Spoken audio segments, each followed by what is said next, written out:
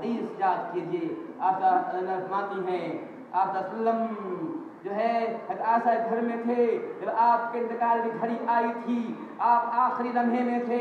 اس سے پہلے حضرت عبد الرحمن جو ابو بکر صدیق کے بیٹا ہیں آپ کے پاس آئے تھے. ان کے ہاتھ میں مسواک تھا. آپ وسلم کو دیکھ رہے تھے. آج سمجھ گئی کہ آپ وسلم مسواک کو چاہ رہے ہیں, دعا کرنا چاہتے ہیں. آسا نے اپنے بھائی سے مسواک کو مانگا تھا. آپ نے خاوند اپنے شوہر امام الانبیاء علیہ السلام کے ہاتھ میں دیا تھا. رسول اللہ نے اس بات کو منہ میں رکھا تھا, چبانا چاہا تھا, لیکن اتنے کمزور ہو گئے تھے, اتنے نحیف تھے, ناتوا تھے, چبا نہ سکے تھے. آپ رسول اللہ کے اس حال کو جو صحابہ کرام میں موجود تھے دیکھا تھا, ان کے آنکھ میں آنسو آ گیا کہ میرے نبی اتنا کمزور ہو گئے ہیں, سما نہیں پا رہے ہیں.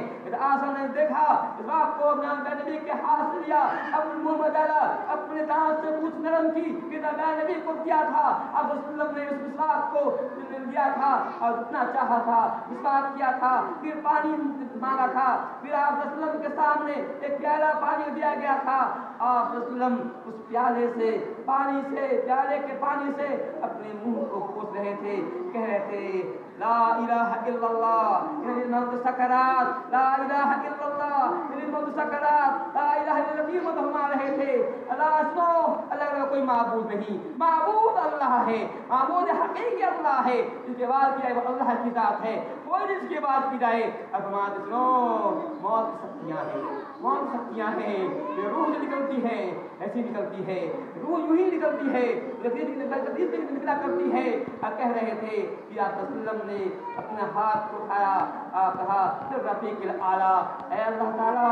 مطلب یہ ہے کہ اللہ تعالیٰ نے آپ کو کیا دیا تھا, چاہے آپ زندگی کو پسند کریں یا اللہ تعالیٰ کے یہاں جانا پسند کریں. اللہ نے کہا نہیں, اے اللہ تعالیٰ میں جس کام کے لیے آیا تھا وہ کام ہو چکا ہے, سب ایک کا کام ہو چکا ہے. اب میں چاہ رہا ہوں کہ میں میرے جو ہے مجھے اللہ تعالیٰ کے یہاں جانا چاہتا ہوں.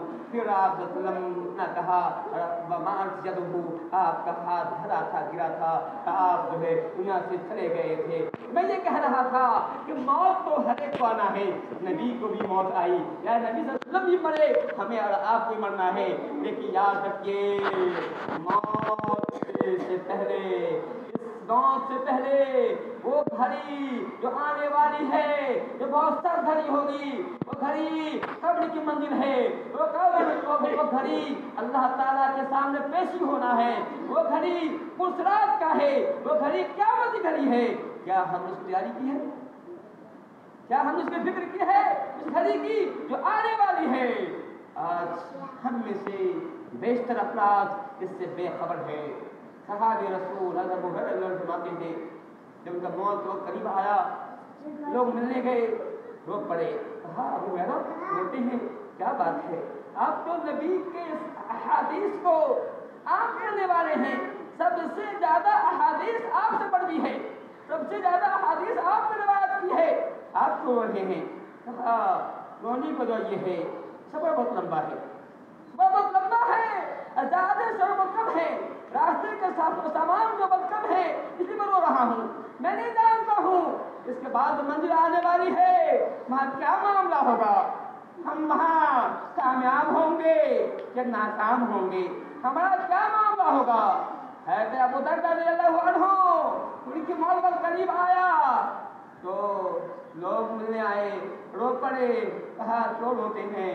کہا رونے کو یہ ہے کہ ایسا نہ ہو زندگی میں کوئی میں نے ایسا کام کر لیا ہو, یہ سمجھ کہ وہ چھوٹا کام ہے.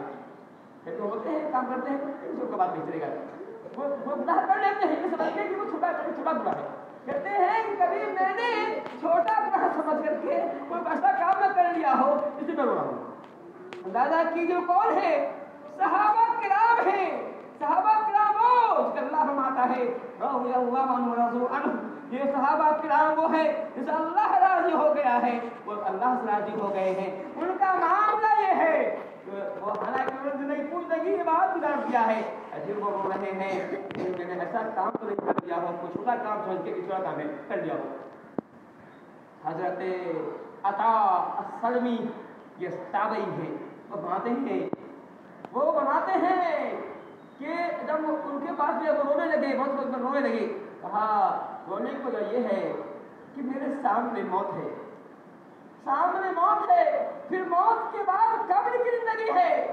یا قبر جو بہت ہی جو آخر میں جو پہلی منزل ہے، جو یہاں کامیاب ہر جگہ کامیاب ہوگا، جو یہاں میں ہر جگہ پھنسے گا، وہ منزل ہے۔ کہا اس کے بعد قیامت کی زندگی، قیامت کا معاملہ ہے، اور اس کے بعد مسرات کا معاملہ ہے۔ یہ تمام چیزوں میں سوچتا ہوں تو آنکھ سے آنسو آ جاتا ہے، رو پڑتا ہوں کہ آخر یہ ان تمام مرحلوں کیسے پاس کروں گا میں، تمام مراحل جو آنے والے ہیں وہاں کیسے میرا بیڑا پار ہوگا، کیسے مراحل کو میں طے کروں گا۔ تو اندازہ کیجیے ان کا یہ حال ہے، کتنے پریشان ہیں وہ۔